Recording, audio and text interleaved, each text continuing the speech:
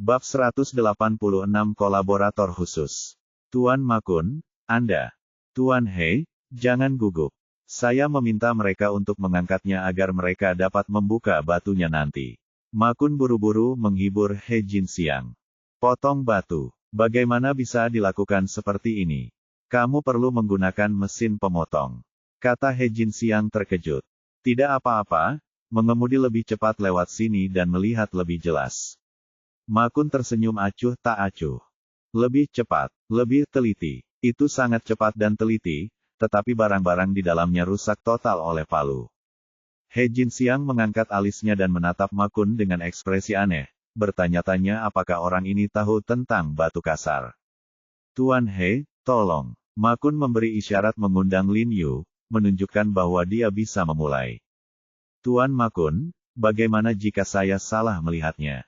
Lin Yu bertanya terlebih dahulu tanpa terburu-buru. Jika saya salah membacanya, saya tidak akan bisa bekerja sama dengan Anda. Saya sudah mengatakannya sebelumnya, saya di sini hanya untuk mata tajam Tuan He. Ketika Makun menyebutkan mata yang tajam itu, dia menekankan nadanya. Lin Yu mengerutkan kening, tidak begitu memahami arti kata-katanya, tetapi melihat bahwa dia tampaknya tidak memiliki niat buruk, dia tidak terlalu memikirkannya, berdiri dan melihat ketiga batu itu dengan hati-hati. Lin Yu memandangi ketiga batu itu secara bergantian dalam urutan besar, sedang dan kecil, lalu menilai satu per satu, meskipun yang besar memiliki bunga pinus, dan bunga pinus lebih tebal warna hijaunya, ia hanya memiliki sedikit kaca, bijinya di lapisan bawah bunga pinus. Yang sedang ada bunga pinusnya. Bagus, minimal bisa menghasilkan 2 pasang gelang dan 5 aksesoris kecil. Yang kecil juga bagus. Cangkangnya tipis sekali dan bagian dalamnya adalah batu giok kuning dan kacang hijau. Makun dan Wu Ai mendengarkan Lin. Analisis Yu saling melirik. Dilihat dari sorot mata mereka, mereka jelas sangat meragukan kata-kata Lin Yu. Bagaimana orang bisa melihat batu dengan begitu akurat? Buka. Setelah menerima instruksi Makun, Wu Ai segera memerintahkan ketiga anak buahnya. Mereka bertiga segera menyerang palu, lalu salah satu dari mereka memecahkan batu. Boom, dadada. Suara keras dan keras terdengar, dan ketiga batu kasar itu hancur berkeping-keping oleh palu dalam sekejap. He Jinxiang memalingkan muka, memegangi dadanya dan merasa patah hati. Makun dan Wu Ai dengan cepat berjalan ke depan dan memeriksa kerikil di tanah. Ekspresi mereka tiba-tiba berubah, dan wajah mereka penuh dengan keterkejutan. Kondisi ketiga batu kasar tersebut, mulai dari jenis air hingga jumlah yang dapat digunakan untuk memoles ornamen giok, persis seperti yang dikatakan Lin Yu. Benar saja, aku bertemu dengan seorang ahli. Makun berseru kaget, lalu tampak sangat gembira dan meluruskan ekspresinya.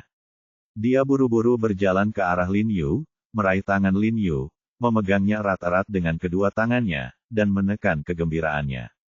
Tuan He, suatu kehormatan bertemu dengan Anda. Izinkan saya memperkenalkan diri lagi. Saya Mayor Jenderal Makun dari Tentara Wa Bersatu Myanmar.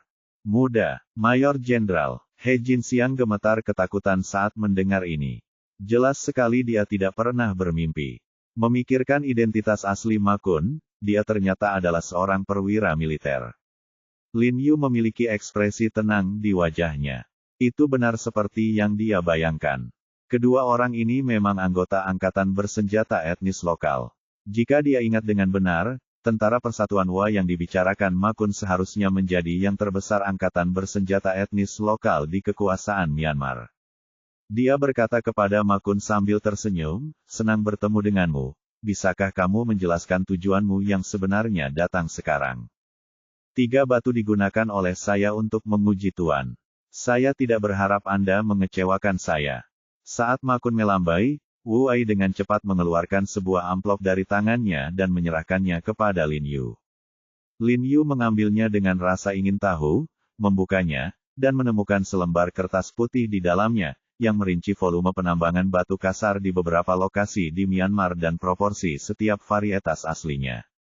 Mayor Makun, apa ini? Lin Yu bertanya dengan bingung.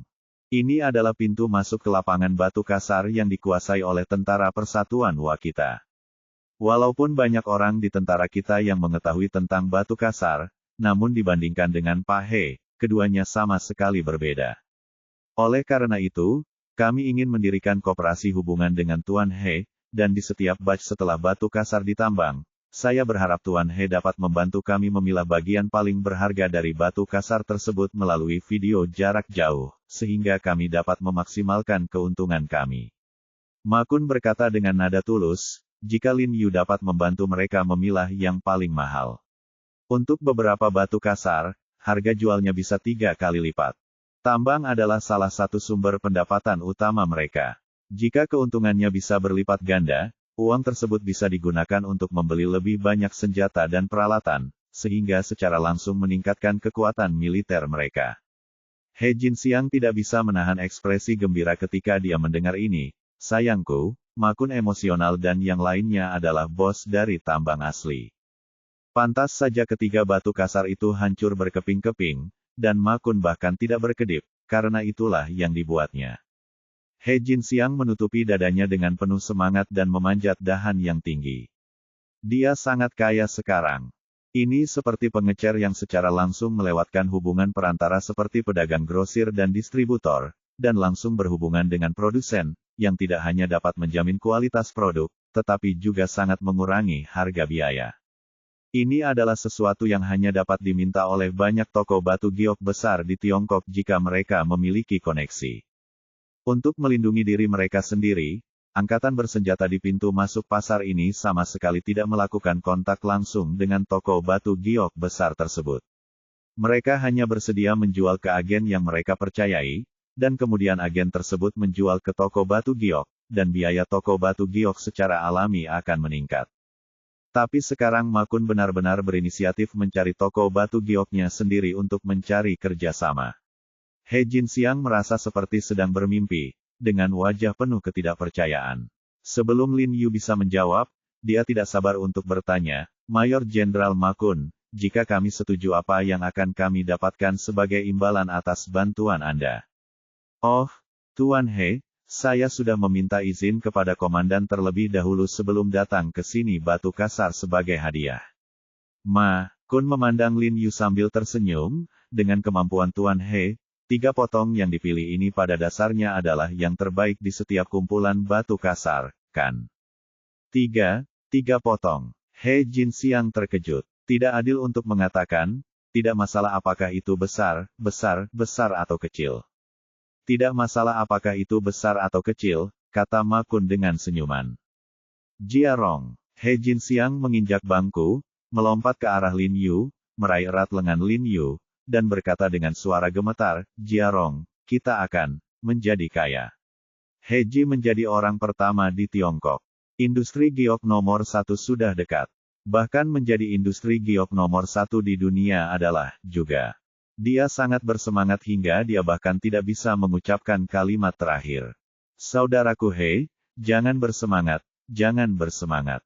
Lin Yu tersenyum padanya, lalu mengerutkan kening dan berpikir dengan hati-hati, dan berkata kepada Ma Kun, lalu setelah kita memilih ketiga batu ini, apakah kita ingin membelinya? Satu lagi, di mana? Harganya? Ma Kun melambaikan tangannya dengan murah hati. Oke. Karena Mayor Jenderal Ma Kun sangat bahagia, saya tidak akan ceroboh. Saya berjanji kerjasama yang menyenangkan. Saya harap Anda dapat menepati janji Anda. Petik 2. Jangan khawatir, Tuan He. Saya jamin dengan hidup saya bahwa kita akan memiliki kerjasama yang bahagia.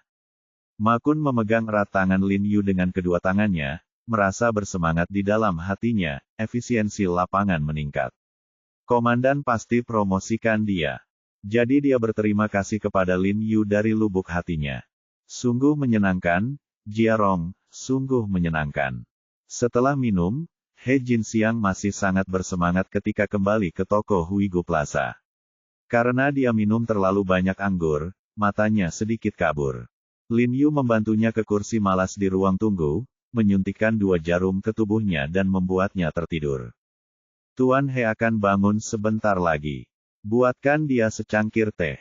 Lin Yu memberitahu pemandu belanja, lalu menyerahkan kuncinya dan berkata sambil tersenyum, Hei, saya memberimu kunci mobil. Petik 2 titik. Hei, bukankah itu kunci van? Ini, kunci apa ini? Kata pemandu belanja itu dengan heran, jelas tidak mengenali kunci mobil GTR. Saya bertemu dengan seorang pemuda kaya di jalan yang bersikeras untuk berganti pakaian dengan saya. Saya tidak punya pilihan. Lin Yu tertawa, mengedipkan mata padanya, dan menyuruhnya untuk menyimpannya. Saat ini, Jiang Yan kembali dari luar toko, memegang tas hitam di tangannya. Dia jelas pergi ke toko serba ada untuk membeli sesuatu. Saudari Yan, apa yang kamu beli? Lin Yu membungkuk dan bertanya dengan rasa ingin tahu. Bukan urusanmu. Jiang Yan memutar matanya. Tunjukkan padaku. Lin Yu mengulurkan tangannya untuk mengambilnya. Jiang Yan membuka tangannya, sedikit tersipu, dan mengutuk, mesum. Beberapa pemandu belanja di samping berkumpul untuk mencuri dengan suara pelan, itu tidak benar. Bos dan istri bos tinggal bersama sepanjang waktu. Apakah dia tidak tahu jika istri bos sedang menstruasi? Ya, seharusnya tidak demikian, juga langsung penasaran. Kamu bahkan tidak tahu, bos pasti melakukannya dengan sengaja. Itu karena istri bos merasa tidak nyaman selama 2 hari terakhir. Dia sangat frustrasi sehingga dia hanya bisa membicarakannya. Beberapa orang segera menutup mulutnya dan mencibir. Gadis-gadis ini sangat bodoh. Apa yang membuat mereka terkikik sepanjang hari? Lin Yu memandang mereka dengan bingung, dengan cepat membawakan Jiang Yan bangku, membiarkannya duduk, dan membantunya mencubitnya di belakang bahu Jiang Yan, dan pada saat yang sama matanya bergerak ke bawah, langsung tertuju pada garis leher tinggi Jiang Yan, mengembara di garis karir mendalam Jiang Yan, dan pada saat yang sama berkata, Saudari Yan, hei jika kami akan segera sukses, saya menasihati Anda untuk tinggal. Kalian bisa terbang. Aku tidak akan terbang bersamamu. Aku sudah memikirkannya dan akan kembali ke rumah sakit dalam beberapa hari. Lalu kamu bisa mengambil alih tempat ini sendiri. Jiang Yan berpikir lama dan akhirnya memutuskan untuk kembali ke rumah sakit dan menjadi orang baru, karena hanya menjadi dokter yang bisa membuatnya merasa benar-benar bahagia. Lin Yu melihat bahwa dia telah mengambil keputusan dan tidak mencoba membujuknya terlalu banyak. Seminggu kemudian, Jiang Yan kembali ke rumah sakit, dan Lin Yu mengambil alih toko Huigu Plaza, menjalankan pusat medis dan toko batu giok. 3 hari kemudian, ia menyelesaikan kerja sama pertamanya dengan Ma Kun. Melalui video jarak jauh, ia berhasil membantu Ma Kun memilih beberapa batu kasar yang berharga, dan ia mengantongi 3 batu terbaik. Harga ketiga batu kasar ini meroket setelah dikirim, dan He Ji menghasilkan setidaknya puluhan juta keuntungan. He Jinxiang tersenyum lebar dan sudah mulai memeriksa lokasi cabang paviliun He Ji Baoyu yang ketiga. Pada saat yang sama, masker wajah dan krim tubuh Rongkin Beauty juga resmi dijual. Begitu sampai di pasaran, mereka kembali menggebrak pasar, memicu ribuan orang mengantri untuk membeli di pusat perbelanjaan besar. Karena dia terlalu lelah berlari bola-balik selama periode ini, Lin Yu tidak repot-repot berbicara dengan Jiang Yan ketika dia sampai di rumah hari itu, dan tertidur. Kamu bajingan, kamu tidak bisa tidur setelah mandi. Jiang Yan tidak menyukainya sambil membantunya melepas sepatu dan kaus kakinya, menyeka kaki dan tubuhnya dengan handuk basah yang hangat, dan akhirnya menyekanya dengan marah, handuk di kakinya dan menggosokkannya ke mulutnya. Dia tidak bisa menahan untuk menutupi mulutnya dan mencibir 2 kali. Kemudian dia melembutkan wajahnya, menyeka mulutnya dengan tangannya, membungkuk dan mencium mulutnya dengan lembut. Lin Yu menggerakkan tubuhnya, mendengus 2 kali, dan tidur seperti babi. Saat fajar, ponsel Lin Yu tiba-tiba berdering, menyebabkan Jiang Yan mendengus dan membalikkan badan. Lin Yu menyentuh telepon dengan mata tertutup, tanpa melihatnya, mengambilnya dan memberinya makan. Jiarong, ini tidak bagus. Suara sangat panik Sue Qin datang dari ujung telepon yang lain. Satu lagi, orang meninggal di lokasi konstruksi, kali ini 2. Petik 2. Apa? Tubuhnya dia segera duduk, jantungnya berdebar kencang. Bab 187 Kecelakaan yang bukan kecelakaan. Jika satu kecelakaan adalah kecelakaan, maka itu terjadi 2 kali dalam waktu yang singkat, dan kali ini 2 orang meninggal. Saya khawatir hal itu tidak bisa lagi disebut sebagai kecelakaan. Aku akan segera bergegas. Lin Yu buru-buru memberitahu Sue Qin, mengganti pakaiannya dan hendak keluar. Ada apa? Apa yang terjadi? Jiang Yan juga terbangun. Tidak apa-apa, tidurlah. Lin Yu melambat dan menghiburnya dengan lembut, lalu perlahan menutup pintu dan berjalan cepat keluar. Setelah Lin Yu tiba di lokasi konstruksi, langit belum sepenuhnya cerah, dan ada sedikit kabut yang berterbangan, memberikan suasana suram dan khusyuk di seluruh lokasi konstruksi. Sue Qin dan Sun Dezu telah tiba, dan polisi juga telah tiba dan mencatat beberapa pekerja. Di sebelah lubang pondasi yang dalam ada 2 mayat, ditutupi kain putih. Seorang pria berpenampilan forensik berjas putih, bertopeng dan sarung tangan putih mengambil pulpen, menundukkan kepalanya, dan buru-buru mencatat sesuatu di map. Lin Yu berjalan lurus menuju kedua mayat itu. Ketika dokter forensik melihatnya, dia buru-buru menghentikannya. Hei, apa yang kamu lakukan? Saya ingin melihat orang mati.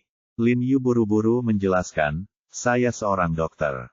Bahkan dokter pun tidak. Menurut peraturan, kami tidak bisa membiarkan siapapun menyentuh almarhum untuk saat ini. Dokter forensik melambaikan tangannya dan memintanya pergi. Biarkan dia melihatnya. Pada saat ini, sebuah suara yang jelas terdengar, dan kemudian sesosok lancang berjalan dengan cepat. Suening. Lin Yu sedikit terkejut saat melihat Wei Suening. Mengapa kamu ada di sini? Saya sudah dipindahkan ke cabang di distrik baru. Wei Suening menjelaskan kepadanya, dan kemudian memanggil dokter forensik. Dia menyapa, maaf merepotkan Anda. Penjaga dipersilakan. Dokter forensik tidak menghentikannya dan menyingkir. Lin Yu berjalan ke arah kain putih itu dan ragu-ragu sejenak, lalu perlahan-lahan melepaskan kain putih dari mayat itu. 2 tubuh berdarah yang hampir rata tiba-tiba muncul di depannya. Lin Yu tiba-tiba merasakan sakit di hatinya, dan segera menutup matanya dan berbalik. Tidak tahan melihatnya untuk kedua kalinya, dia perlahan menutupinya dengan kain putih. Apa yang menimpa mereka? Lin Yu berdiri, menarik napas dalam-dalam, dan bertanya pada Wei Suening dengan suara rendah. Saya baru saja membuat catatan kepada kontraktor di lokasi konstruksi, mengatakan bahwa ketika derek sedang memindahkan pipa semen, batang baja di pengaitnya tiba-tiba putus, dan pipa semen itu terbang ke bawah dan menabrak mereka, jelas Wei Suening. Lin Yu menghela nafas dan ingin terus bertanya, tapi tiba-tiba mendengar pertengkaran di sampingnya. Saya tidak mau mendengarkan penjelasan Anda. Sudah berapa kali saya tekankan kepada Anda, keselamatan dulu, keselamatan dulu. Sudah berapa lama sebelum kecelakaan besar seperti itu terjadi lagi? Wajah Sue Qin pucat dan dia bertanya pada Sun Dezu dengan marah. Kami tidak mau, Tuan Sue, kami tidak tahu mengapa ini terjadi. Kedua kecelakaan ini adalah yang pertama kalinya dalam sejarah konstruksi perusahaan kami selama beberapa dekade. Sun Dezu berkeringat deras dan menjelaskan, lagi pula, kami hanya mengganti batang baja pada pengaitnya beberapa hari yang lalu. Dapat menahan beban 20 ton. Potongan pipa semen itu hanya berbobot 3 atau 4 ton. Bagaimana mungkin bisa pecah? Kata Sun Dezu sambil berbicara, sementara dengan keras memukul telapak tangan kirinya dengan punggung tangan kanannya, ekspresi wajahnya penuh kebencian dan cemas. Ketika dia pertama kali menerima telepon, dia ingin mati. Kecelakaan terakhir baru saja ditangani, dan kemudian terjadi kecelakaan besar. Dia bahkan tidak bisa berpikir untuk menjadi manajer umum kulit. Saya tidak peduli. Bagaimanapun, ini adalah tanggung jawab perusahaan Anda. Jika pekerjaan dihentikan, saya akan meminta Anda menanggung kerugian yang diakibatkannya. Kata Sue Qin dengan marah. Tuan Sue, jangan khawatir dulu. Lin Yu berteriak kepada Sue Qin, berjalan cepat, dan bertanya pada Sun Dezu, Tuan Sun, apakah Anda yakin tidak ada masalah dengan batang baja di derek? Tidak masalah, pasti tidak ada masalah. Baru 2 hari sejak perubahan. Jika tidak percaya, mintalah seseorang untuk memeriksanya. Periksa saja. Jika ada masalah, potong kepalaku. Mengertakkan gigi dan membuat keputusan tegas. Dia mendapat pelajaran setelah kecelakaan terakhir dan menghabiskan banyak uang. Price, saya memeriksa dan memperbarui semua peralatan, tetapi yang mengejutkan saya terjadi sesuatu. Begitu dia selesai berbicara, sekelompok pekerja tiba-tiba berkumpul. Pemimpinnya, Lao Zhang, berkata dengan takut-takut, Sun. Bos Sun, kami mendiskusikannya dan memutuskan untuk tidak melakukan pekerjaan Anda. Mengapa? Ekspresi Sun Dezu berubah dan dia langsung menjadi cemas. Kenapa? Jika kita terus melakukan ini, kita semua akan mati. Seorang pemuda berteriak lebih dulu. Hanya saja, tidak ada gunanya mempertaruhkan nyawamu untuk mendapatkan uang. 3 orang telah meninggal dalam setengah bulan terakhir. Lokasi konstruksi ini telah dianggap jahat, jadi kita tidak bisa melakukannya lagi. Akan menjadi yang berikutnya. Ini bukan giliran kita. Berhenti. Bayar. Sekelompok pekerja menjadi semakin bersemangat, berteriak untuk membayar dan pergi. Ketika Sun Dezu mendengar sekelompok pekerja hendak pergi, dia langsung panik. Keringat dingin mengucur di dahinya. Dia buru-buru melambai kepada mereka dan berkata dengan lantang, pekerja, jangan bersemangat, bersemangat. Ini hanya kebetulan. Tidak ada lokasi konstruksi dimanapun. Terjadi kecelakaan, jangan khawatir, kami akan lebih memperhatikan tindakan pencegahan keselamatan dan memastikan keselamatan semua orang. Selama semua orang tetap di sini, gajinya akan dinaikkan, sebesar 5 yuan per jam. Kami tidak akan melakukannya bahkan jika Anda menambahkan 10 yuan. Kami tidak bisa menyerahkan hidup kami demi uang. Ya, jangan bicara omong kosong. Bayar saya, kami tidak akan melakukannya itu. Lupakan saja, aku tidak akan melakukannya selama beberapa hari, aku tidak ingin uangnya, jadi aku pergi. Sun Dezu menjelaskan kepada semua para pekerja bahwa mereka tidak menginginkan uang sama sekali, melemparkan barang-barang mereka, dan berbalik ke ruang bergerak di lokasi konstruksi untuk mengemas barang-barang mereka. Sun Dezu panik saat melihatnya. Jika semua orang ini pergi, mustahil merekrut begitu banyak orang berpengalaman untuk sementara waktu, dan begitu reputasinya menyebar, mungkin tidak ada yang mau datang dan bekerja sama sekali. Jadi dia bergegas dan menarik para pekerja, dan berkata dengan mendesak, para pekerja, dengarkan aku, para pekerja, aku tidak akan pernah memperlakukanmu dengan buruk. Suekin menjadi cemas ketika dia melihatnya. Lubang pondasi baru saja digali, dan para pekerja akan membuang-buang waktu jika menunggu sampai kecelakaan tersebut terselesaikan dan kemudian mencari perusahaan lain untuk mengambil alih. Tunggu sebentar. Pada saat ini, Lin Yu berteriak dengan suara yang dalam. Suaranya tidak keras tetapi sangat tajam. Sekelompok pekerja tidak bisa menahan gemetar, dan mereka tidak bisa menahan diri untuk berhenti dan berbalik dengan rasa ingin tahu. Saya tidak berani menjamin tidak akan ada lagi kecelakaan, tapi saya jamin jika ada yang mengalami kecelakaan lagi, perusahaan kami akan memberikan ganti rugi yang besar kepada semua orang. Siapapun yang cacat berat akibat kecelakaan selama masa konstruksi akan diberi ganti rugi 500 yuan. 10.000, jika kamu mati, kamu akan diberi kompensasi 10 juta. Ya Tuhan, banyak sekali. Kata-kata Lin Yu menimbulkan kegemparan, dan sekelompok pekerja segera menjadi bersemangat dan mulai berbicara. Itu kesepakatan yang bagus. Bahkan jika sesuatu terjadi, keluarga tidak perlu khawatir. Ya, dengan begitu banyak uang, bahkan mati pun layak dilakukan. Saya akan melakukannya juga. Anda tahu, jika seseorang meninggal di lokasi konstruksi, kompensasinya akan menjadi 700.000 hingga 800.000 yuan. Lin Yu menjanjikan mereka begitu banyak kompensasi sekaligus, dan mereka bersedia melakukannya tidak peduli seberapa tinggi risikonya. Yang disebut hidup tanpa uang hanyalah karena uang tidak cukup. Apakah 5 dolar per jam masih dihitung? Seseorang di antara kerumunan itu bertanya dengan suara keras. Lupakan. Sun Dezu segera setuju, menyeka keringat di wajahnya, dan menghela nafas lega. Lin Yu mampu membeli begitu banyak uang, jadi upah tenaga kerjanya tidak ada apa-apanya kekacauan. Para pekerja jika kita tidak mogok, semuanya akan baik-baik saja. Suekin juga menghela nafas lega dan menatap Lin Yu dengan sedikit kekaguman. Pada saat kritis, dia masih berpikiran cepat dan menstabilkan hati orang-orang dengan beberapa kata.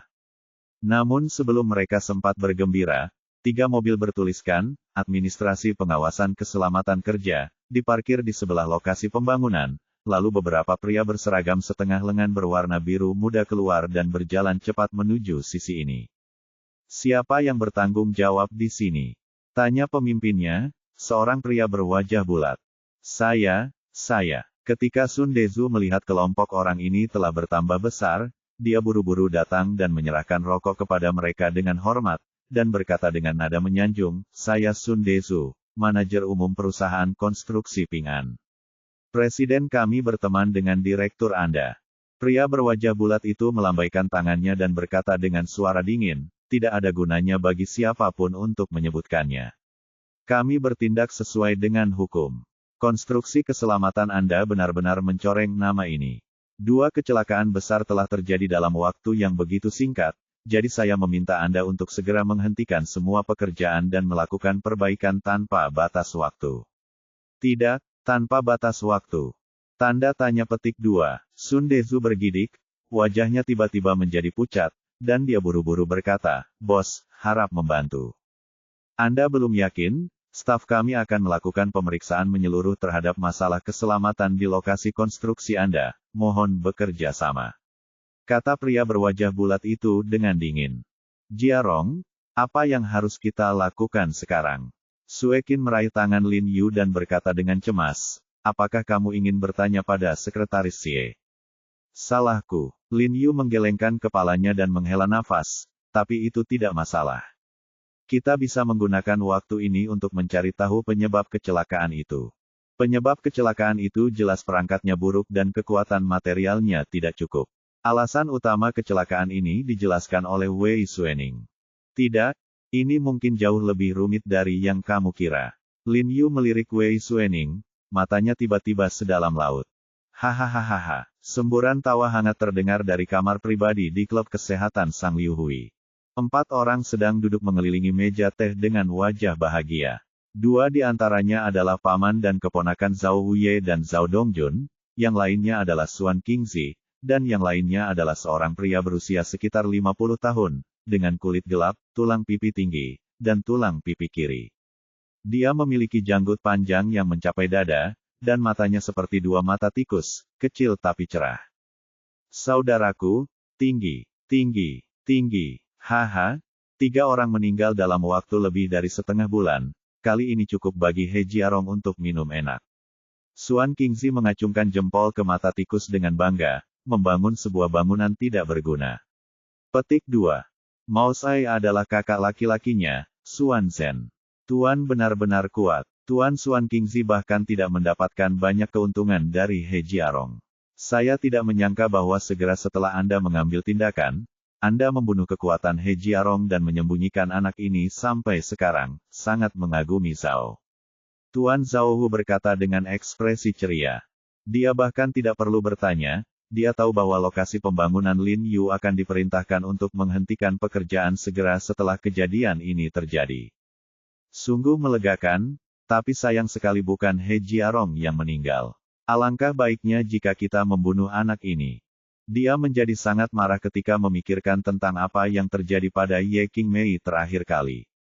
Jika orang-orang Lin Yu tidak melakukan sabotase, dia pasti sudah menangkap Ye Qingmei sejak lama. Tuan Muda Zhao, jangan cemas. Ketika dia datang dan berlutut di hadapanmu untuk memohon belas kasihan, belum terlambat bagi kita untuk membunuhnya. Xuan Zhen membuka mulutnya dengan santai, menyesapnya teh, dan tampak santai dan puas seperti para pakar asing. Xuan Qingzi tersenyum dan berkata, benar, Tuan Muda Zhao, mengapa Anda terburu-buru? He Jiarong pasti sedang terbang seperti lalat tanpa kepala saat ini. Dia pasti tidak tahu apa yang terjadi. Dengan kakak laki-laki saya di sini, dia itu hanya seekor anjing yang kami ikat, jadi kamu bisa berjalan-jalan sesukamu. Hahaha, semburan tawa ceria kembali menggema di kamar pribadi. Bab 188 Guci Bawah Tanah. Menjelang tengah hari, personel Biro Keselamatan Kerja menyelesaikan pemeriksaan di lokasi konstruksi dan tidak menemukan bahaya keselamatan yang nyata. Namun, perintah penghentian kerja masih belum dicabut, sehingga Sun Dezu dapat melanjutkan pemeriksaan mandiri. Sun Dezu dengan cemas berlarian, terus-menerus menelepon untuk mencari koneksi. Lin Yu dan Suekin tidak terburu-buru untuk pergi. Suekin juga berlari ke samping dan mulai menelepon, sementara Lin Yu sendiri berjalan mengelilingi lokasi konstruksi dan mengamati. Saat dia berjalan, ekspresinya tiba-tiba berubah. Dia menatap lumpur dengan genangan air untuk waktu yang lama, dan menemukan ada roh jahat hitam samar di bawah genangan air. Tuan Sun, kemarilah dengan sekop. Lin Yu segera mengangkat kepalanya dan berteriak kepada Sun Desu. Ah, ada apa? Sun Desu di kejauhan menutup telepon dan menatap Lin Yu dengan tatapan bingung. Sekop, kata Lin Yu sambil membuat gerakan menggali. Sun Desu mengangguk, dan sambil menelepon, dia berlari dan mengambil sekop, menyerahkannya kepada Lin Yu, dan terus membuat panggilan sambil berjalan bolak-balik. Lin Yu mengambil sekop dan menyekopnya ke dalam tanah, menginjaknya dengan kakinya, dan sekop itu langsung tenggelam ke dalam lumpur. Dia menggali dengan keras dan membuang sekop besar tanah, dan dia menggalinya satu demi satu sekop. Setelah menggali sedalam setengah meter, sekop dimasukkan kembali sehingga menimbulkan suara teredam, seolah-olah ada sesuatu yang digali. Lin Yu berhenti dengan cepat dan mulai menggali lumpur dengan tangannya, lalu menyentuh benda keras berbentuk persegi, seperti kotak kecil atau semacamnya. Lin Yu dengan cepat memasukkan tangannya ke dalam lumpur dan mengeluarkan benda keras itu. Lin Yu menyeka kotorannya dan menemukan bahwa itu memang kotak persegi kayu mahoni yang dibuat dengan indah.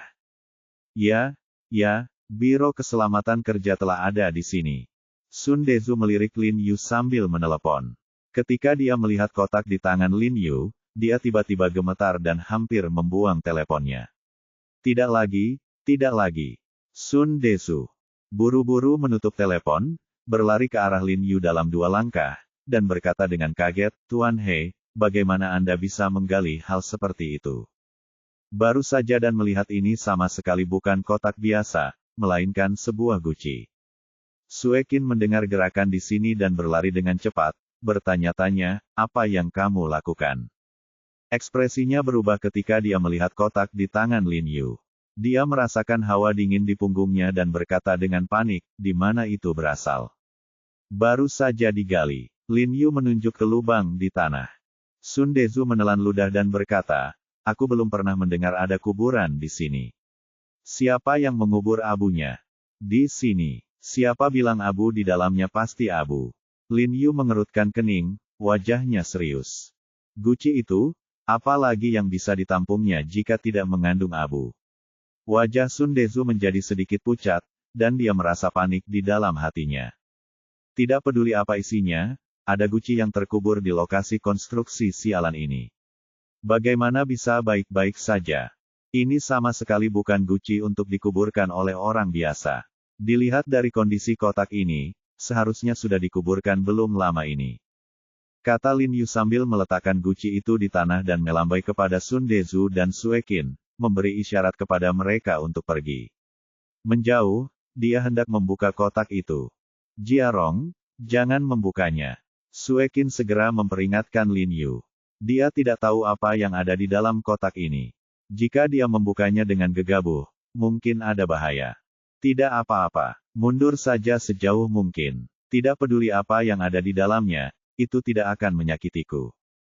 Lin Yu dengan cepat melambai ke Suekin dan Sun Desu, lalu mereka mundur jauh. Letakkan di dadamu, gugup. Lin Yu tidak menganggapnya serius. Tidak peduli apakah kotak itu berisi gas beracun atau bom, dia yakin dia akan pergi sebelum mereka menyakitinya. Namun, dia tidak langsung membuka guci tersebut dengan tangannya. Sebaliknya, dia menggunakan ujung sekop untuk membuka guci tersebut. Ekspresi Lin Yu langsung berubah setelah melihat isi di dalamnya.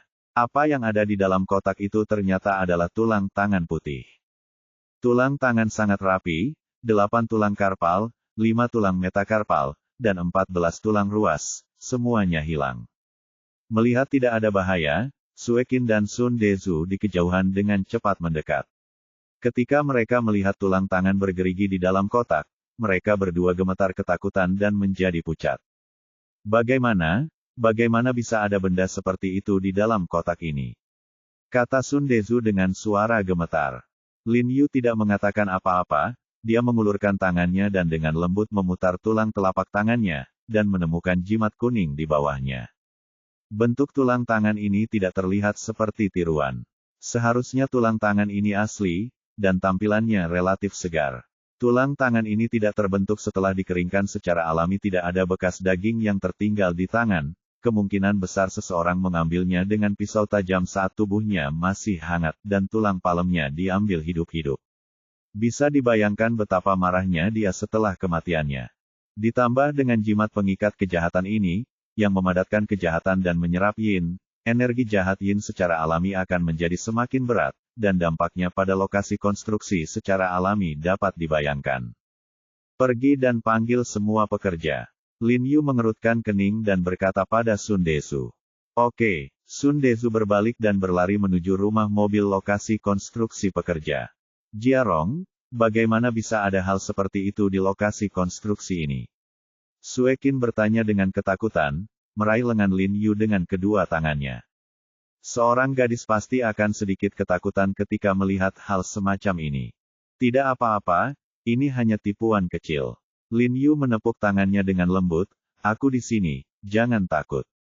Mendengar kata-katanya, Sue Qin menjadi tenang dan menatap wajah tampan Lin Yu, hatinya yang panik langsung menjadi tenang. Tuan He, para pekerja ada di sini. Sun Desu berjalan cepat bersama ratusan pekerja. Ketika sekelompok pekerja melihat tulang-tulang di dalam kotak, ekspresi mereka tiba-tiba berubah. Mereka merasakan bulu-bulu di tubuh mereka berdiri dan seluruh tubuh mereka terasa dingin. Mengapa ada hal seperti itu di lokasi konstruksi? Seorang pekerja bertanya dengan heran. Rekan kerja, saya baru saja memeriksanya. Kotak ini masih sangat baru. Seharusnya sudah lebih dari sebulan tidak ada di sana. Tulang-tulang di dalam kotak itu diambil dengan teknik khusus, dan ada kertas jimat kuning yang ditekan di bawah telapak tangan. Artinya, ini buatan manusia dan ditujukan ke lokasi konstruksi kita. Lin Yu mengangkat jimat itu dan berkata, saya curiga kematian ketiga pekerja itu juga ada hubungannya dengan masalah ini.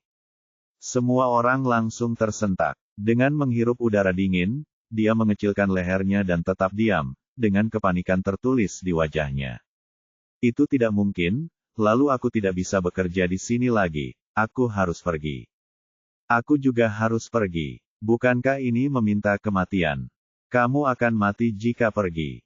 Benar, mungkin kamu akan mati lebih cepat jika pergi. Sekelompok pekerja mengatakan sesuatu satu sama lain, dan orang-orang menjadi panik untuk beberapa saat. Jangan takut semuanya, saya tahu banyak tentang mistisisme Feng Shui ini. Selama saya menemukan hal semacam ini, akan mudah untuk mengatasinya. Saya telah menetralisir roh jahatnya, dan semuanya akan baik-baik saja di masa depan. Lin Yu dengan cepat meyakinkan semua orang. Ya, jangan takut. Selama hal semacam ini retak, tidak apa-apa. Dan Pak He punya penelitian di bidang ini. Saat perusahaan saya mengalami kecelakaan, Pak He lah yang membantu memecahkannya. Tolong percaya padanya. Sue Qin juga dengan cepat membantu Lin Yu dan mengatakan sesuatu. Ya, para pekerja, guci ini baru saja ditemukan oleh Tuan He. Tuan He benar-benar ahli Feng Shui. Percayalah padanya. Sun Desu juga dengan cepat membujuk semua orang. Abu ini kotak itu telah terkubur di sini begitu lama, dan tidak ada yang menemukannya. Lin Yu menemukannya setelah berjalan-jalan. Tuan He, apa yang ingin Anda lakukan? Kami semua mendengarkan Anda. Lao Zhang, sang kontraktor, mengangkat kepalanya dan berteriak. Dia memiliki kesan yang baik terhadap Lin Yu. Dia memperlakukan pekerja mereka sebagai manusia pernah melihat. Bos, jadi dia memimpin dalam mendukung Lin Yu. Ketika pekerja lain mendengar hal itu, mereka langsung mengikutinya. Benar, Tuan He, kami juga mendengarkan Anda. Kami akan melakukan apapun yang Anda katakan. Ya, Tuan He, temukan pembuat onar ini, kami harus membunuhnya. Bersemangat dan membenci bajingan yang diam-diam menyebabkan masalah dan merugikan orang lain. Lin Yu menghela nafas lega. Selama semua orang percaya padanya, itu akan mudah. Ayo ambil sekop lagi, semuanya, dan mari kita periksa lagi di sekitar lokasi konstruksi untuk melihat apakah ada hal mencurigakan lainnya. Lin Yu berteriak kepada semua orang. Dia baru saja berjalan di sekitar lokasi konstruksi, hanya untuk jarak pendek. Dia tidak berjalan mengelilingi seluruh lokasi konstruksi sama sekali, jadi mungkin ada benda lain yang terkubur di sekitar lokasi konstruksi. Oke, saudara-saudara, tiru orang itu.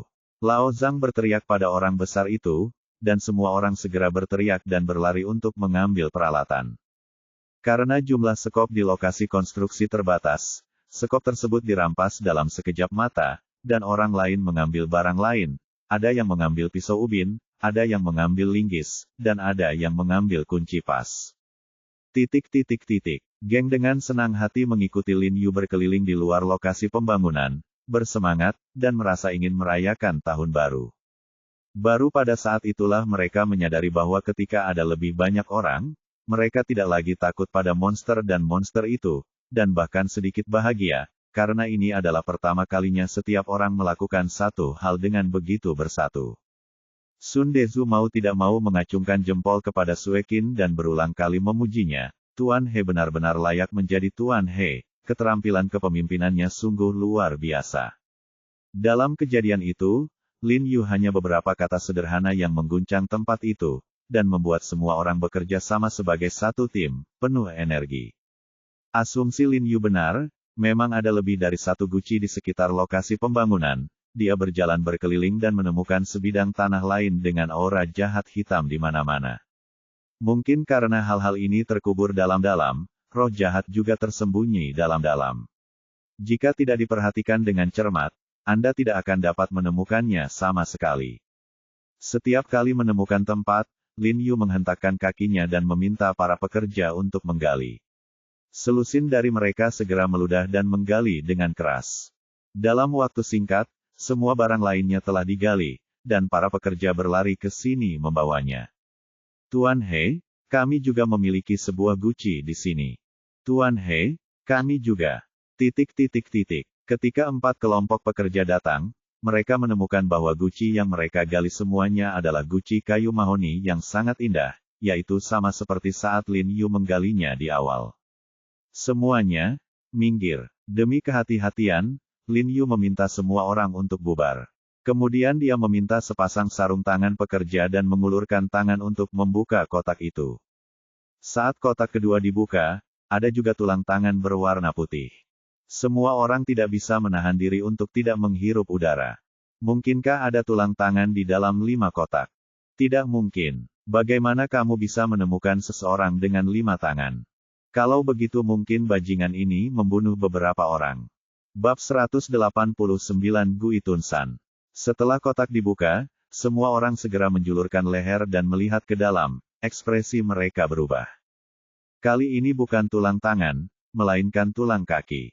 Sama seperti tulang tangan, ia juga tidak memiliki daging sama sekali dan sangat lengkap, terdapat 7 tulang tarsal, 5 tulang metatarsal, dan 14 tulang ruas, total 26 tulang, dan 1 banyak. Dan ada juga kertas jimat berwarna kuning yang ditempelkan di bawah tulang kaki. Ketika kotak keempat dibuka, itu juga berisi tulang kaki dan juga ada kertas jimat.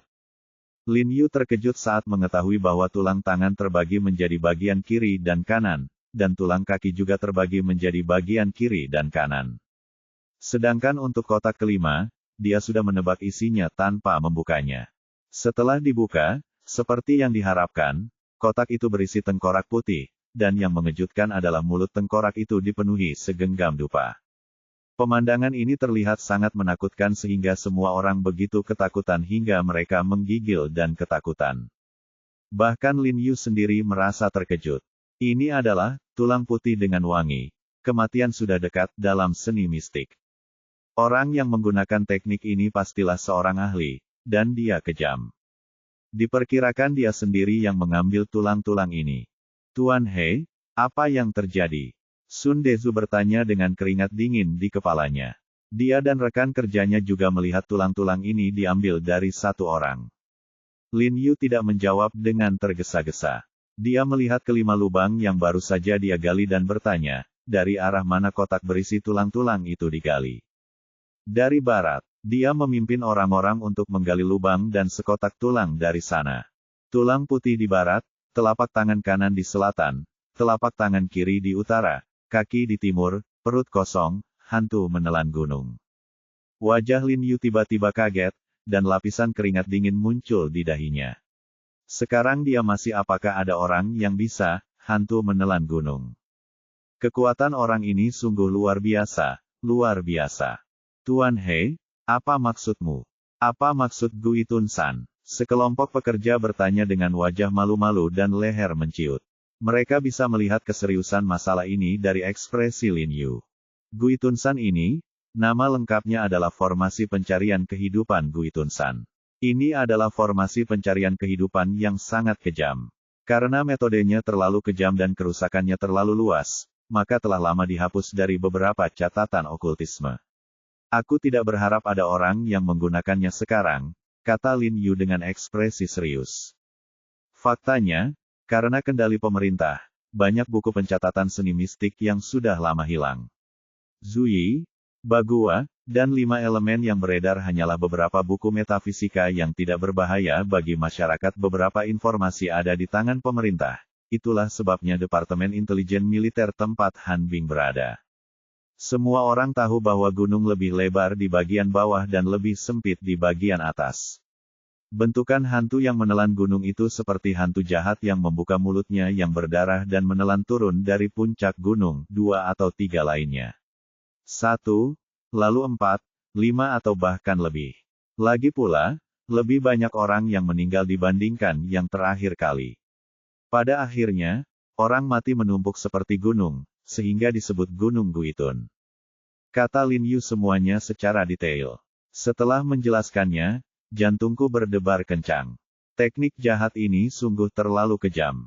Untungnya, saya menemukannya lebih awal, kalau tidak, saya tidak tahu berapa banyak orang yang akan meninggal. Setelah mendengar ini, semua orang menjadi gempar, wajah mereka tidak berdarah, dan mereka ketakutan. Jika Lin Yu mengatakan itu benar, mereka semua akan segera mati. Wajah Suekin pucat, telapak tangannya penuh keringat, dan dia memegang erat pakaian Lin Yu. Jangan takut, semuanya, Tuan He telah membantu kami menemukan barang-barang ini. Saya yakin Tuan He akan punya cara untuk memecahkannya dengan cepat meyakinkan semua orang. Ya, jangan panik, semuanya. Karena saya mengetahui teknik jahat ini, saya secara alami dapat mematahkannya. Lin Yu berkata dan memandang Sun Desu, Tuan Sun, bisakah Anda membantu saya membeli sesuatu? Kamu bisa, tentu saja, Sun Desu mengangguk berulang kali. Pergi dan belilah kertas jimat untukku, beli pena cinabar, lalu pergi ke kuil Hayan untuk meminta untaian manik-manik Buddha kepada kepala biara. Ingat, itu pasti untaian manik-manik Buddha yang dia bawa di hari kerja, perintah Lin Yu. Ini, bisakah dia memberikannya? Sun Desu sedikit bingung. Segera setelah kamu memberitahuku situasinya di sini, dia pasti akan memberikannya kepadamu. Lin Yu mengangguk dan menegaskan. Meskipun banyak biksu saat ini adalah biksu yang suka minum-minum, sebagian besar kepala biara masih dengan tulus memuja Sang Buddha. Meskipun mereka tidak dengan tulus memuja Sang Buddha, setidaknya mereka tahu bagaimana berbelas kasih. Setelah Sun Desu pergi, Lin Yu memanggil sekelompok pekerja untuk membakar 5 kotak tulang. Faktanya, masuk akal jika Lin Yu harus memanggil polisi dan menyerahkan tulang-tulang ini kepada polisi. Namun, tulang-tulang ini telah menyerap roh jahat begitu lama dan membunuh 3 orang di tempat, mereka tidak akan dibakar. Mengetahui berapa banyak orang yang akan dibunuh. Saat semua orang menyaksikan kotak dan tulang di depan mereka berubah menjadi abu, hati mereka yang panik tiba-tiba menjadi tenang, seolah-olah mereka secara pribadi telah mengeluarkan duri beracun yang menempel di daging mereka. Sun Desu mengikuti instruksi Lin Yu dan menjelaskan situasi terkini di lokasi pembangunan kepada kepala biara kuil Hayan. Kepala biara menyerahkan manik-manik Buddha yang gelap dan berkilau kepada Sun Desu tanpa ragu-ragu. Amitabha, saya mendoakan yang terbaik untuk donornya. Sun Desu tampak sangat gembira dan terus berterima kasih kepada kepala biara, lalu segera kembali ke lokasi pembangunan setelah membeli 2 barang lainnya. Lin Yu mengambil manik-manik itu, melihatnya, dan mengangguk puas. Benar saja, untaian manik-manik itu bertahan lama, dan itu juga menunjukkan tanda-tanda keberuntungan. Lin Yu kemudian melepas untaian manik-manik tersebut, memilih 5 manik-manik dengan kualitas terbaik, lalu berjalan ke salah satu lubang dalam tempat guci digali, menggambar di atas kertas jimat dengan pena cinabar, lalu membungkusnya. Dengan kertas jimat, Manik Buddha membalikkan telapak tangan, kertas jimat yang membungkus tasbih itu jatuh ke dalam lubang. Namun, sebelum jatuh ke dalam lubang, kertas jimat itu tiba-tiba terbakar dan tidak ada apa-apanya. Manik jatuh ke dalam lubang, bersinar terang. Ya, seluruh tubuh sepertinya dilapisi dengan lapisan cahaya kemasan. Para pekerja di sekitarnya tidak bisa tidak kagum ketika mereka melihat pemandangan ini. Wow, Tuan He benar-benar seorang master.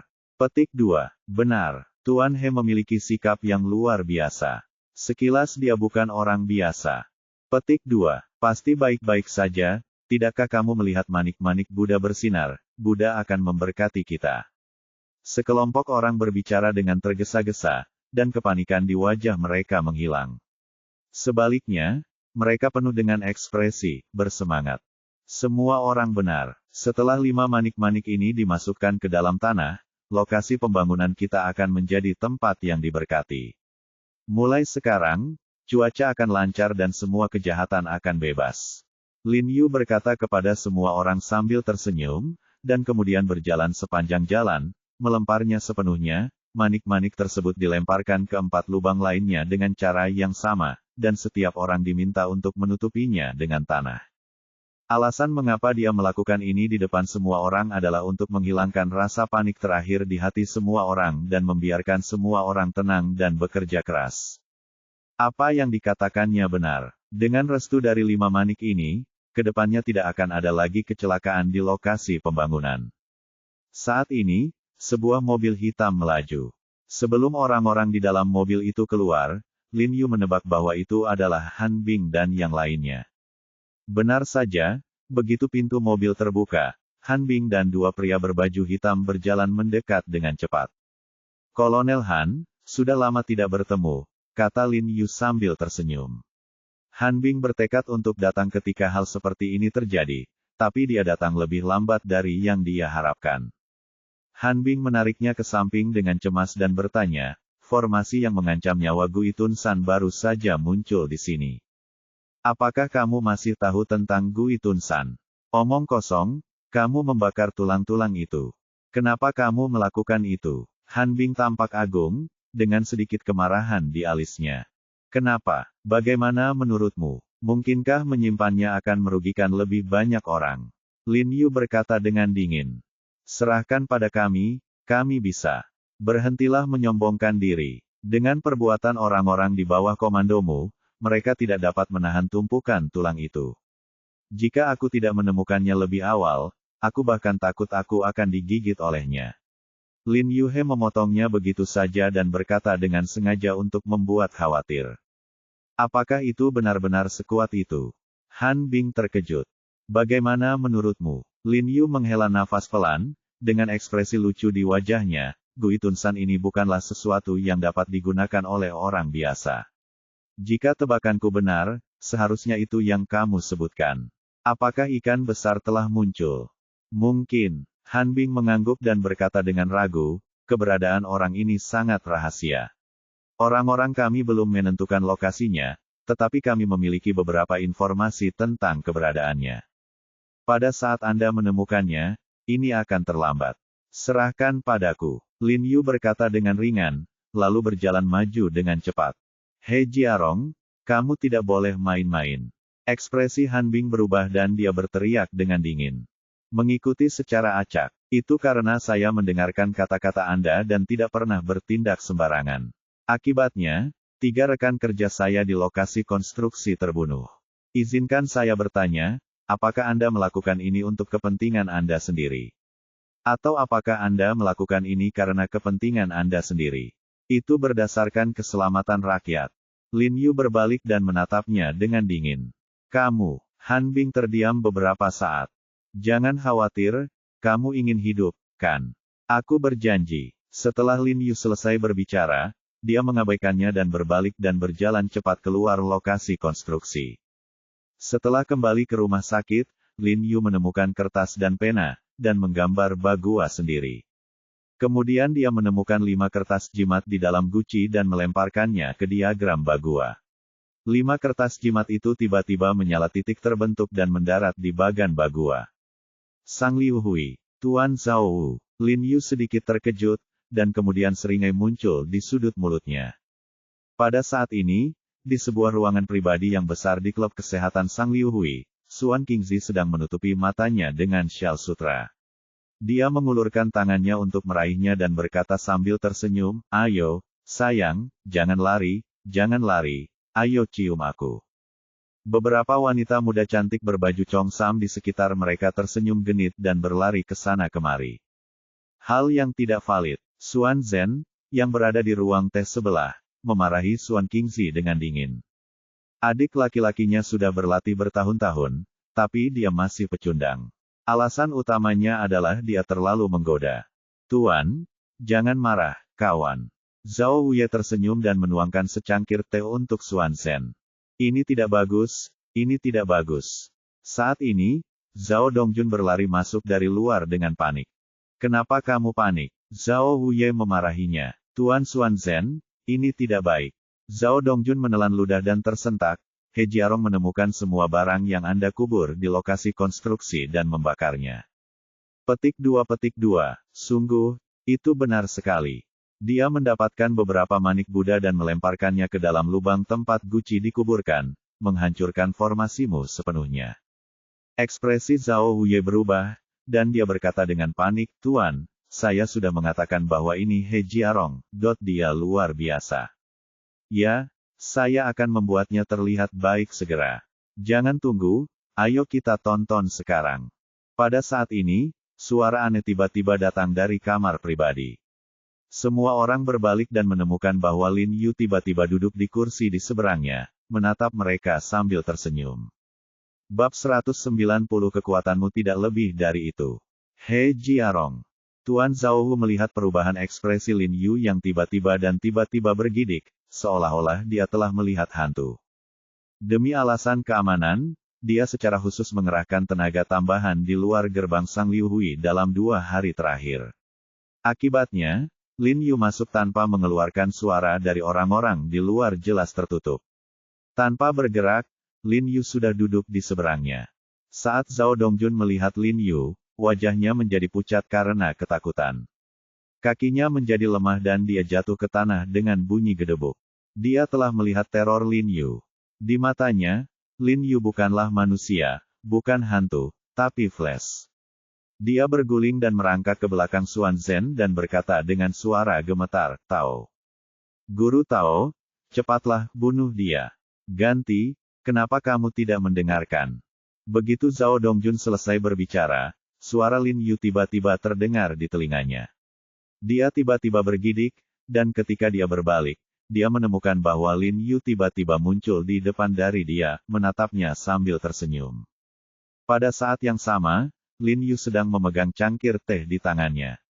Dengan suara "bang" yang tajam, cangkir teh itu langsung diperas menjadi beberapa bagian oleh Lin Yu. Kemudian Lin Yu memasukkan potongan cangkir teh itu ke dalam tubuh Zhao Dongjun dengan kecepatan kilat, dan pada saat yang sama mengangkat dagunya. Zhao Dongjun memegang pecahan di mulutnya dan langsung berteriak. Ekspresi wajahnya hampir berubah. Darah kental tiba-tiba keluar dari mulutnya. Lidah dan tenggorokannya terpotong dalam sekejap. "Dongjun." Tuan Zhao Wu kembali sadar dan menoleh untuk melihat, wajahnya langsung menjadi pucat. Ada sesuatu. Xuan Zhen mau tidak mau matanya berbinar ketika dia melihat kecepatan Lin Yu.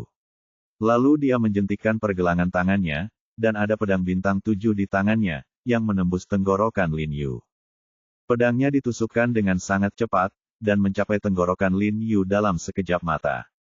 Namun, ketika ujung pedangnya berada sekitar 1 cm dari tenggorokan Lin Yu, tiba-tiba pedang itu berhenti, membuatnya sulit untuk bergerak maju sama sekali. Bagaimana mungkin? Keringat dingin tiba-tiba muncul di wajahnya, dan matanya saat melihat Lin Yu penuh ketakutan. Anda harus tahu bahwa berdasarkan kultivasinya, dia dapat menahan setidaknya 3 hingga 500 kg kekuatan di telapak tangannya, dan dengan itu kekuatan yang luar biasa, di depan Lin Yu, itu sangat tidak berarti. "Guru Tao, Apakah hanya ini yang kamu miliki? Kekuatanmu tidak lebih dari ini. Sepertinya aku telah melebih-lebihkanmu. Lin Yu mencibir, tiba-tiba menggoyangkan pergelangan tangannya, dan dengan ledakan 7 bintang yang ditempa dari baja halus pedang itu langsung pecah menjadi 2 bagian. Lin Yu mengangkat tangannya memegang ujung pedang, dan cahaya dingin meledak, menembus wajah Xuan Zhen. Pupil mata Xuan Zhen tiba-tiba melebar, dia berputar, dan ujung pedangnya melesat melewati kerahnya. Dengan suara melengking, itu membuat luka dalam di kerahnya. Pakaian itu jatuh, memperlihatkan separuh bahunya. Mencari kematian, Xuan Zhen mengutuk dengan getir dan menyentuh tubuhnya dengan kedua tangannya. Sudah ada beberapa kertas jimat kuning di tangannya tang besi dan dia tidak bisa bergerak. Ketika dia melihat ke bawah, dia menemukan ada 2 jarum perak bersinar di sikunya. Di matamu, apakah nyawa manusia begitu tidak berharga? Begitu Lin Yu selesai berbicara, dia sudah merunduk di depannya, meraih lengan kanannya, dan mematahkannya dengan keras, dan terdengar suara klik yang teredam. Tangan kanan Xuan Zhen tiba-tiba terpelintir dan berubah bentuk. Tidak peduli seberapa kuat Xuan Zhen, dia tidak bisa menahan diri untuk tidak berteriak kesakitan. Dalam analisa terakhir, dia hanyalah manusia biasa yang berdaging dan berdarah, dia hanya mengetahui beberapa formasi mistik. Dia bisa menyakiti orang secara diam-diam dan bisa menghadapi orang biasa. Tapi tiba-tiba dia bertemu dengan orang mesum seperti Lin Yu yang pernah meninggal sebelumnya. Saya menyadari bahwa saya tidak mempunyai kekuatan untuk melawan. Sebelum mantra jimatnya dapat digunakan, Lin Yu telah menahannya terlebih dahulu. Namun, dia masih menahan rasa sakit yang parah dan menendang Lin Yu, tetapi lebih baik jika dia tidak menendang. Begitu dia menendang, dia tidak bisa menariknya kembali, pinggangnya keras, dan terdengar suara klik teredam lagi, dan tulang kaki Xuan Zhen langsung dipatahkan oleh Lin Yu Seng. Suara Xuan Zhen melengking dan menyakitkan. Zhao Wu sangat ketakutan sehingga wajahnya menjadi pucat dan tubuhnya gemetar seperti sekam. Dia tahu teror Lin Yu sebelumnya, tapi dia tidak tahu bahwa Lin Yu begitu menakutkan. Setelah Lin Yu datang ke Sang Liu Hui terakhir kali, dia mengira Lin Yu hanyalah seorang seniman bela diri yang telah berlatih beberapa kungfu, jadi dia menemukan Xuan Qingzi dan Xuan Zhen, ahli seni mistik, untuk menghadapinya masih belum ada cara untuk bertarung di depan Lin Yu. Tuan Xuan Qingzi, datang dan bantu. Cepat. Tuan Zhao Wu kemudian teringat pada Xuan Qingzi di aula samping, tetapi ketika dia berbalik untuk melihat, hanya ada beberapa wanita Chongsam di aula samping yang menggigil di tanah, dalam ketakutan, di mana Xuan Qingzi masih di sana. Saat Lin Yu masuk, Xuan Qingzi sudah melihatnya. Dia awalnya ingin bergabung dengan kakak laki-lakinya untuk menghadapinya, tetapi ketika dia melihat ilmu pedang bintang 7 yang luar biasa yang dilakukan oleh kakak laki-lakinya, dia adalah orang pertama yang melakukannya. Gunakan pedang sebelum dia bisa menunjukkannya. Pedang itu patah, dan dia sangat ketakutan hingga wajahnya berubah menjadi hijau. Dia tidak peduli dengan hidup atau mati kakak laki-lakinya, jadi dia berbalik dan melompat keluar jendela untuk melarikan diri. Sebelum kamu membunuh seseorang, pernahkah kamu berpikir tentang orang lain yang memiliki ayah dan ibu, keluarga, dan kamar? Suara Lin Yu dingin dan tanpa emosi, dan dia menghentakkan kakinya dengan keras, dan tulang kaki Xuan Zhen yang lain langsung bereaksi. Pembuluh darah muncul di kepala Xuan Zhen, dia berkeringat banyak, dan jeritan kesakitannya sedikit lebih pelan. Juga, bagaimana kamu bisa mengambil tulang tangan dan kaki orang lain ketika mereka masih hidup? Apakah kamu pantas disebut seseorang? Lin Yu menyelesaikan kata-katanya, diikuti dengan satu kaki lagi. Tangan Xuan Zhen yang tersisa segera meratakan dirinya, menempel ke tanah selembut plastisin. Wajahnya pucat, matanya terangkat, mulutnya terbuka, lidahnya menjulur, dan dia tidak bisa mengeluarkan suara lagi. Yang tersisa hanyalah tubuhnya bergerak-gerak seperti tersengat listrik. Tuan Rong. Tuan Zhao Wu di samping merasa ngeri saat melihat pemandangan ini. Dia hampir pingsan karena ketakutan. Kakinya sangat lemah sehingga dia tidak bisa lagi berdiri dengan getir. Tuan Rong. Saya salah.